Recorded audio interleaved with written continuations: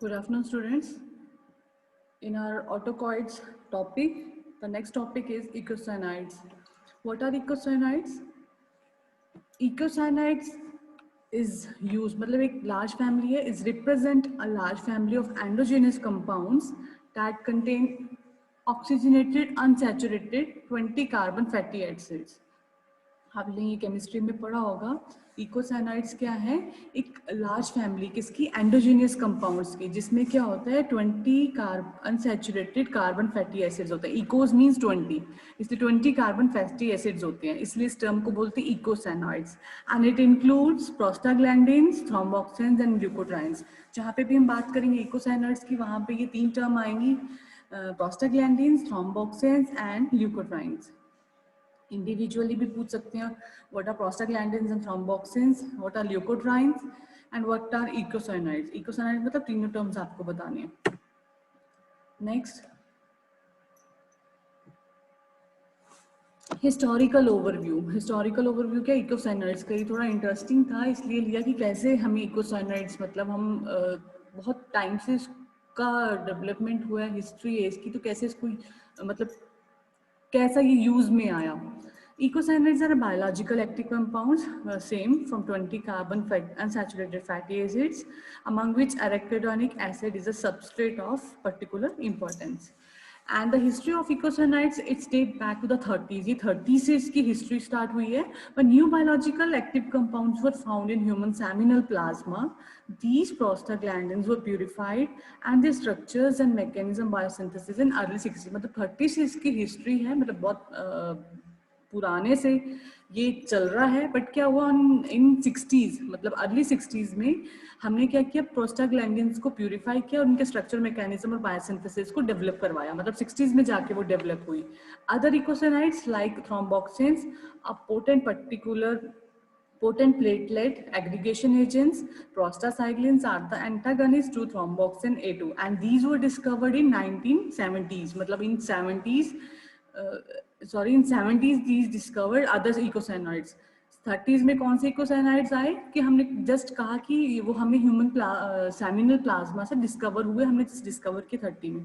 60s में आके उनकी सिंथेसिस होने लगी, स्ट्रक्चर होने लगे, और ज़्यादा उन पर केमिकली वर्क होने लग गया, तो वो 60s में डेवलप हो गए.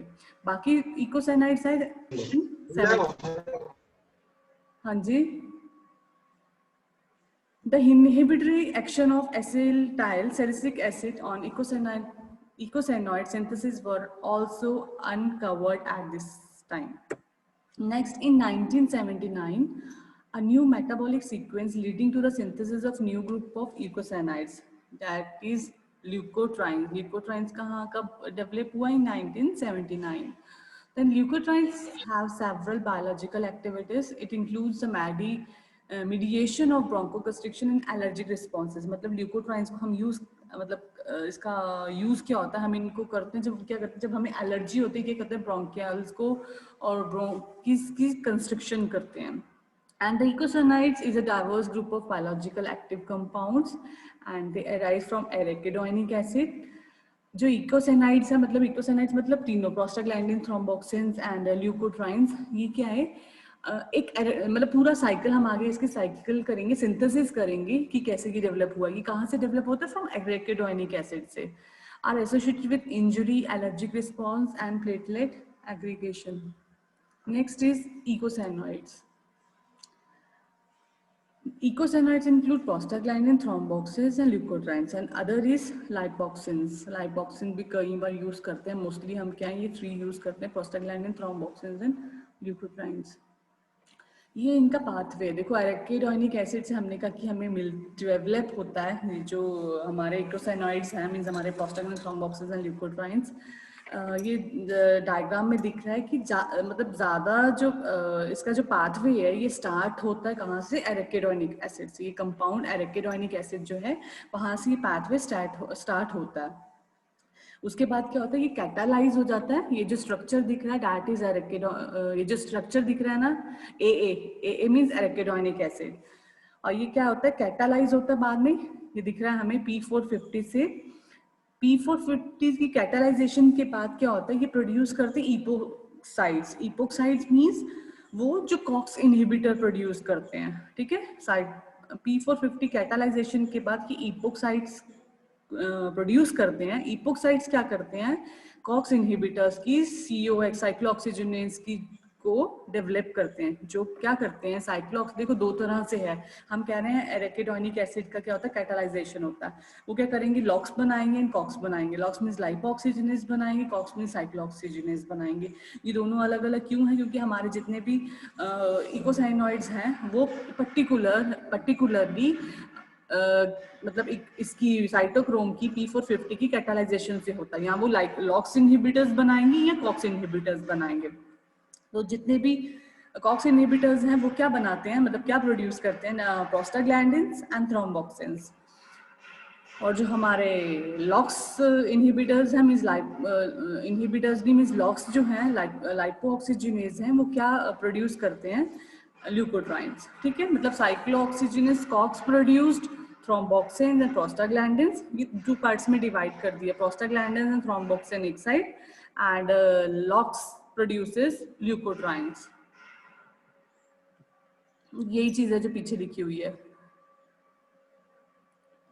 Pathway originates from the parent compound arachidonic acid. It catalyzed by cytochrome P450 and monooxygenase produce epoxysides, where the action of COX produce prostaglandins and thromboxans, and LOX produces leukotrienes. COX convert arachidonic acid into prostaglandin endoperoxides, means हम कह रहे हैं COX से करता आगे prostaglandins में divide हो जाता है। प्रोस्टाग्लैंडिन्स में अब प्रोस्टाग्लैंडिन्स की भी फर्दर टाइप बनाएंगे PGG2 and PGH2 and cox are inhibited by NSAIDs. ये हम लास्ट में भी पढ़ेंगे, जितने भी हम कह रहे हैं कि नसेड्स जो है उनका एक्शन क्या होता है, वो कॉक्स को इनहिबिट कर देते हैं, leading to the inhibition of prostaglandin and thromboxane. NSAIDs जितने भी नसेड्स प्रोडक्ट्स हैं, मतलब वो सारे क्या करेंगे, इनहिबिट कर देंगे प्रोस्टाग्लैंडिन एंड थ्रोम्बोक्सिन की फॉर्मेशन को, मींस डायरेक्टली वो क्या करेंगे, इनहिबिट कर देंगे कॉक्स को। The two COX have been described, whereas COX-2 is inducible and expressed in response to inflammatory mediators such as cytokines and liposaccharides.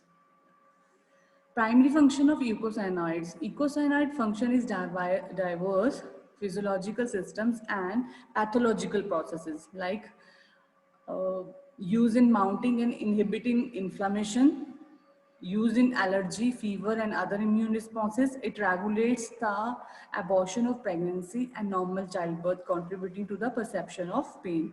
And other function is it regulates cell growth and control blood pressure. These are the function of eicosanoids. Function of eicosanoid मतलब तीनों के functions. Next is type of eicosanoids.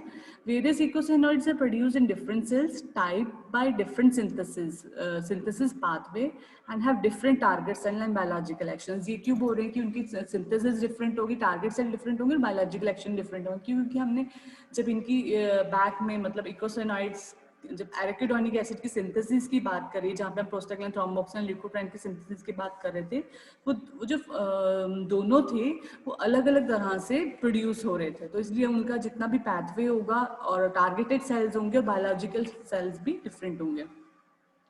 Next is prostaglandins. In 1930 human semen was found to contract isolated uterine and other smooth muscles to cause fall in BP. So named as prostaglandins. हमने क्या है 1930s में, मतलब इसका name इससे develop हुआ है कि हमें मतलब जो प्रोस्टाग्लैंडिन है ये डिराइव हुआ है फ्रॉम प्रोस्टेट, क्योंकि ह्यूमन सीमन क्या 1930s में क्या उसका रिस्पॉन्स देखा कि वो क्या करता है, आइसोलेटेड यूट्रिन को यूट्रस मसल्स को कॉन्ट्रैक्ट करता है एंड अदर स्मूथ मसल्स को भी कॉन्ट्रैक्ट करता है, जिससे क्या बीपी रिड्यूस हो जाता है, इसलिए इसको हमने नेम दिया prostaglandin derive from prostate. Next is pharmacological actions of prostaglandins, thromboxans and prostacyclins. देखो हम ये सिर्फ अभी जहाँ पे भी प्रोस्टाग्लैंडिन, थ्रोम्बोक्सिन्स एंड प्रोस्टासाइक्लिन की बात करें, इसका मतलब जो फार्माकोलॉजिकल एक्शंस किसके, साइक्लोऑक्सीजिनेज के, कॉक्स के। सो ब्लड वेसल्स पे, हार्ट पे, या बुक से पढ़ना क्योंकि बहुत ज़्यादा है, यहाँ मैंने एक एक नहीं लिए, KDT में बहुत सारे, मतलब आपके हर एक ऑर्गन पे पर्टिकुलर इसका क्या एक्शन है। तो हमने कुछ लिए लाइक ब्लड वेसल्स, PGE2, ये आगे फर्दर उसका टाइप है. It cause vessel dilation and decrease in blood pressure and little effect on blood pressure किसका, PGI2 का. एंड देखो जितने भी प्रोस्टाग्लैंडिन उसके फर्दर टाइप्स हैं वो क्या करेंगे, इंडिविजुअली अलग अलग सबका हर एक प्रोस्टाग्लैंडिन का इफेक्ट आएगा. प्रोस्टाग्लैंडिन के टाइप मतलब ये PG रिसेप्टर्स कितने हैं, PG2, PG1, 2, PGE2, ये फर्दर उसके टाइप्स हैं. ये क्या करते हैं, मतलब इनका एक कॉमन एक ही यूज होता है कि वेसल्स को डायलेट करते हैं. क्यों डायलेट करते हैं, क्योंकि उस टाइम पे क्या है वो ब्लड प्रेशर को फॉल करेंगे. एंड वेसल्स जितनी ज़्यादा वेन्स डायलेट होंगी तो मतलब वेन्स का वेसल्स का डायलेशन मतलब कि ब्लड प्रेशर को इंक्रीज करता है. वैसे ब्लड मतलब डायलेशन मीन्स वो ब्लड प्रेशर को, देखिए जैसे हम कह रहे हैं कि कॉन्ट्रैक्ट करेगी तो प्रेशर इंक्रीज होगा, डायलेट की तो प्रेशर डिक्रीज होगा. बट ये हम क्या करते हैं, जहाँ पे प्रेशर इंक्रीज होता है वहाँ पे इसका इफेक्ट आता है कि वो वेसल्स को डायलेट करता है, मतलब प्रेशर को रिड्यूस करता है, ब्लड प्रेशर को. And heart in PGE2, it reflects cardiac stimulation and weak inotropics in platelets. Its anticoagulatory effect of PGI2, and at the uterus, it contracts and relaxes non-gravid human uterus by PGE2. मतलब हम कह रहे हैं कि ये basically क्या करता है, जहाँ पे भी स्टिमुलेशन होंगी या जहाँ पे भी कॉन्ट्रैक्शन होगी उन सारी मसल्स को, सारी वेसल्स को ये जस्ट रिलैक्स करेगा. Like stomach, it decrease acid secretion, increase mucus production by PGE2. Next, side effects of PG, prostaglandins, thromboxanes and prostacyclins. The side effects are common in the use of prostaglandins, but their intensity varies with prostaglandin, the dose and the route. क्या है कि जिसके side effects है बहुत common है, मतलब जब भी हम प्रोस्टाग्लैंडिन यूज करेंगे साइड इफेक्ट्स आएंगे, बट वो डिपेंड करता है इंटेंसिटी पे, कौन सा प्रोस्टाग्लैंडिन लिया हमने, उसके किस टाइप का प्रोस्टाग्लैंडिन्स लिया हुआ है. And the side effects are nausea, vomiting, watery diarrhea, uterine cramps, vaginal bleeding, flushing, shivering, fever, malaise, fall in BP, chest pain and tachycardia. Next, prostaglandin drugs, drug products used worldwide. ये prostaglandin drugs हैं, ये marketed name drugs हैं जो left side पे लिखी हैं, and right side पे इनके थेरापेटिक इंडिकेशन लिखे हैं, मतलब किस में हम यूज करते हैं. Example, carboprost, tromethamine is used as abortifacient. Gamiprost is also used as abortifacient. Dinoprostol, PGE2 particularly, therapeutic indication क्या, in childbirth. Misoprostol in ulcers, Athrotac in arthritis and Baroprost in peripheral vascular diseases. ये कुछ types हमने लिखे हैं कि prostaglandin drug जो marketed prostaglandin drugs है जो मार्केट में अवेलेबल है, तो उनकी थेरापेटिक इंडिकेशन क्या है, वो एज अ कहाँ पे हम यूज करते हैं. Next is leukotrienes. Leukotrienes are 100 times more potent than histamine. Histamine से 100 more times ज़्यादा potent है. Histamine provides a rapid response to an allergen. In the later stages, leukotrienes are responsible for inflammation, smooth muscle constriction, and constriction of the airway and mucus secretion. कहा कि leukotrienes को हम क्या responsibly inflammation में, जितने भी हमने मतलब जिस वजह से इन्फ्लामेशन होती है, जो हमने ऑटोकॉइड्स की बात करी थी, जहाँ पे हिस्टामिन मेन मतलब मेनली ये ऑटोकॉइड्स की टाइप्स को इन्हांस करता है और उस टाइप्स के इफेक्ट्स को देता है. तो ल्यूकोट्राइन्स क्या करते हैं, रिस्पॉन्सिबल होते हैं इन्फ्लामेशन, जितने भी इन्फ्लामेशन है या स्मूथ मसल कंस्ट्रिक्शन है या एयरवे और म्यूकस सिक्रीशन की जब कंस्ट्रिक्शन होती है, जब भी हम कह रहे हैं अस्थमा लाइक कंडीशन होती है, वहाँ पे ल्यूकोट्राइन्स यूज होते हैं.